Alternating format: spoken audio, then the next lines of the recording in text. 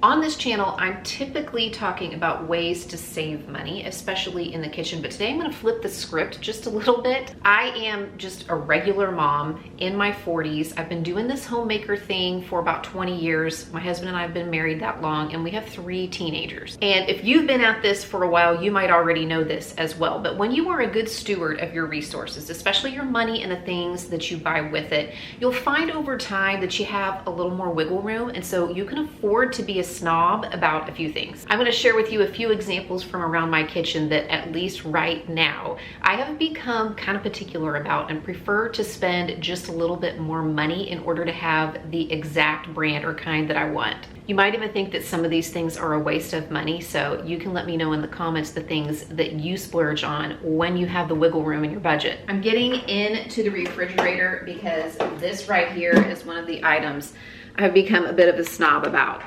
Kerrygold butter or some other kind of like European or grass-fed butter. It's not that I will never buy, store brand butter again. I will still use it, especially if I'm like just like spreading it on some bread or maybe using it to saute something. But when it comes to baking or sauces or recipes where the butter is a pretty big part of the recipe, it's gotta be this kind. I really affirmed this decision over Christmas when I was trying to make a cookie recipe that called for browned butter, and I used a stick of just like store brand butter, and I could not get it to brown properly. It just would not brown as quickly or as well as this Kerrygold butter did. So yes, it is a little pricey. It cost me about $12 for a pound and a half of it at Sam's. I usually just pick up 1 or 2 of these boxes each Sam's trip that I make. The only thing is that it has made me like a little bit leery of trying new recipes, especially if they call for like a stick or 2 sticks, like a half a cup or a cup of butter, because I don't want to waste my good butter. And since I mentioned baking, I brought you in here into my pantry with this lighting that casts kind of a weird shadow onto my face, so I can mention a few other items where I've started to buy name brands that I'm loyal to. And I know that to some of you that will sound crazy because I have often mentioned buying store brand or generic brand items to save money, and I still do that with some things. But as I've been baking a lot more bread, I have started to get particular about the flour that I use, and you can't tell because it's in this like old container that I've taped up.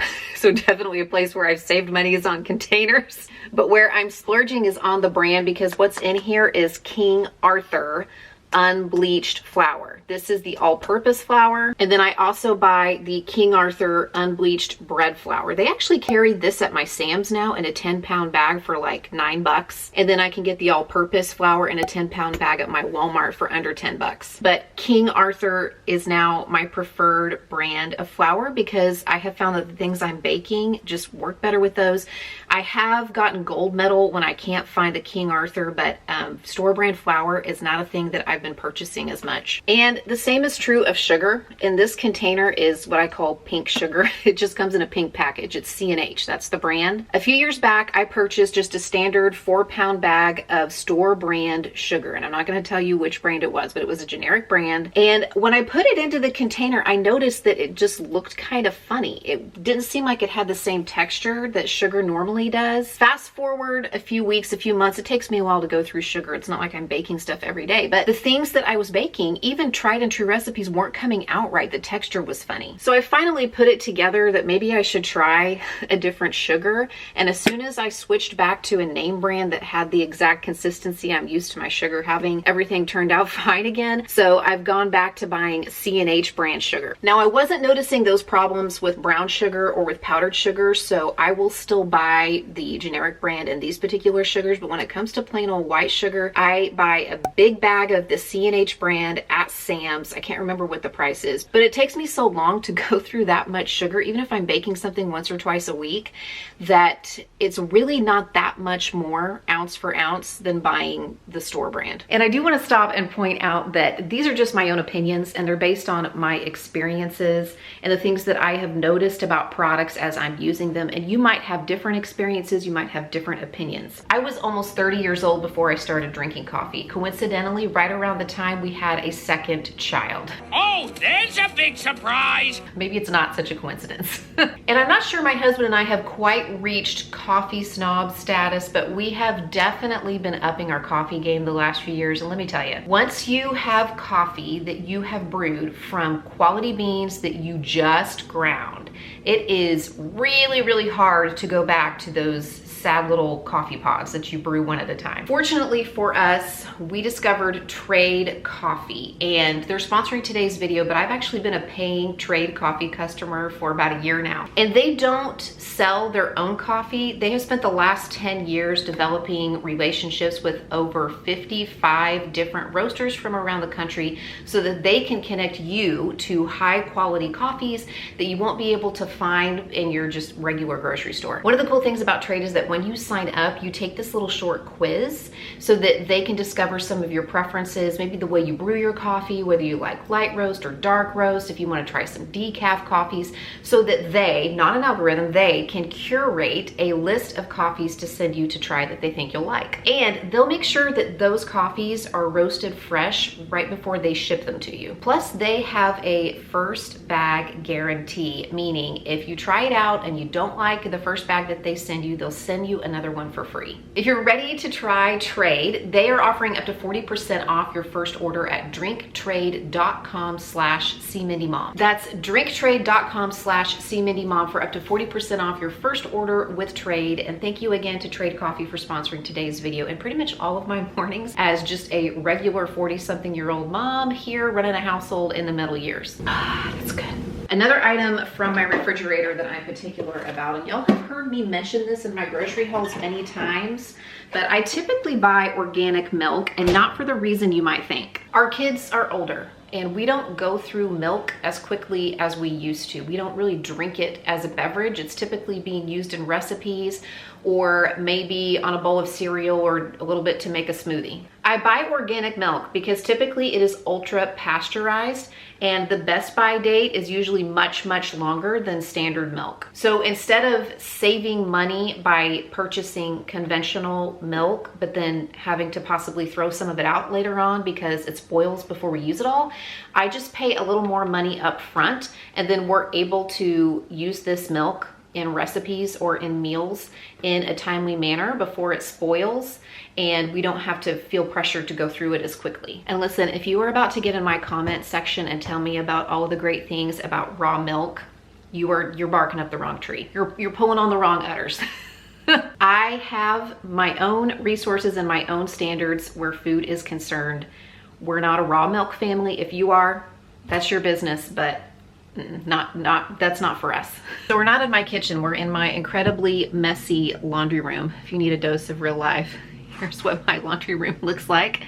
It is not at all put together. It looks like a lived-in laundry room for a family of 5, am I right? But we're in here because that's where I keep my big jug of Dawn Platinum. And I know it's not a food item, but it's definitely something that is used in my kitchen as well as other places around my home. And I, in particular, it's gotta be Dawn, specifically the blue Dawn, preferably the Platinum. And I get this giant thing at Sam's Club. I don't remember the price off the top of my head, because it's been several months, if not over a year, since I purchased one, and it's only halfway gone. So I'll just pop up a screenshot here of what it costs at my Sam's Club to buy this particular one. I have tried plenty of other brands, even labels from the same parent company, P&G, and I'm sorry, just nothing does the thing. Nothing does the cleaning thing that I'm doing, like Dawn dish soap. I'll use this for various cleaning tasks around the house. Also, just a little dab of this on clothes that have oil stains, like maybe from makeup or from cooking or from lip glosses that get,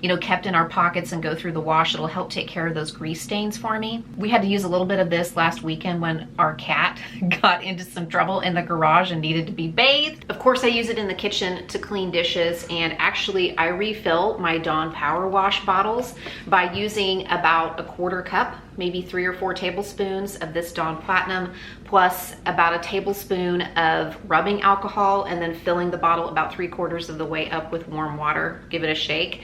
That's just how I refill these, and not end up paying like $4, $5, $6 for these Dawn Power Wash things, even though I really like using it. I made a video recently outlining 5 food habits or food mindsets that I've noticed frugal people have. And this concept I'm talking about today is actually one that I mentioned, that frugal people kind of identify the places where they want to splurge and where they want to invest in quality. And I think it's pretty common this day in our culture to live on extreme ends of a spectrum. So in this case, either being extremely frugal or even cheap about everything, or overspending and overindulging on everything. But being frugal and mindful of our resources is probably somewhere in the middle, and picking out those handful of items that we can be particular about, that we can be snobby about, making room for them in the budget, and then choosing other areas for us where maybe it's not quite as important and we're okay maybe going towards the more frugal end. It's about finding that middle ground. That's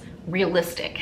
That's where most of us probably need to land, right? I think it's been a couple of years since this happened, but I had a bad experience with some chicken, and you guys actually saw this happen on camera. About half the chicken turned out the way it normally does, and about half of it just turned out kind of odd. I made a chicken recipe, and I think maybe it was just for like a standard baked chicken recipe, and the texture of the chicken was so funky. It just was not normal. It didn't feel right to me. Ever since then, I've been very particular about the kind of chicken that I buy most of the time. I actually don't have any on hand right now. I'm picking some up in the grocery order that I'm getting later. But at Walmart, I typically buy the Purdue Harvestland free range. The chicken breasts, the chicken tenders, the chicken thighs, they have lots of different kinds. I don't always buy the organic. It doesn't have to be organic, but typically it's that brand, Purdue Harvestland, free range, and it comes in like a green package. And if I'm picking chicken up at Aldi, typically I'm getting the Simply Nature, or I'm getting the Never Any. And again, a lot of times the packaging has green on it. And since I have been paying just a little bit more to purchase those brands or those labels, I haven't had that woody chicken problem. I think that's what it was called that I had in that video. So that's typically what I'm purchasing, like 90% of the time if I can. Does it mean that I never ever purchase a different kind of chicken? No, I still do occasionally if I'm in a bind or if I'm on a specific budget. But when I have the wiggle room to pay a few dollars more, those are the brands that I'm getting to make sure that that problem doesn't happen to me again. If I'm on a tight budget, I will still use just conventional cheap store brand pasta. But when I am not on a super tight budget, I have some wiggle room, I want to splurge, I'm usually getting bronze cut pastas now. And I used to be pretty limited. There were just a few name brands, or I had to go to a special store to find it, but I've started to notice a few more store brands or generic brands carrying the bronze cut variety, especially at Aldi. Their Priano brand, which I used to only see from time to time, seems to be in their stores more consistently. And I also picked this specially selected bronze cut spaghetti up, I think over the holidays. I picked that up at Aldi, and it is a little more expensive, like maybe even twice as expensive, like $2, $2.50 as opposed to $1 to $1.50 for a pound of it in the conventional. But when I am making pasta, especially something very saucy, like if I'm making a spaghetti bolognese or just a regular spaghetti sauce, a marinara sauce, or an Alfredo sauce, I find that when I use the bronze cut pasta, it just holds the sauce a little better. I don't know, I just feel like it holds its texture and its firmness a little bit better. So it's worth it to me to have a good quality pasta to hold those sauces, especially if I'm using high quality meat or some of my gold standard butter in the sauce. I want to make sure that I have just the right vehicle for it. Leave me a comment and let me know if there is anything you are willing to confess that you are a total snob about when it comes to items for your kitchen or your household. And thanks again for watching. YouTube thinks you might want to watch this video next.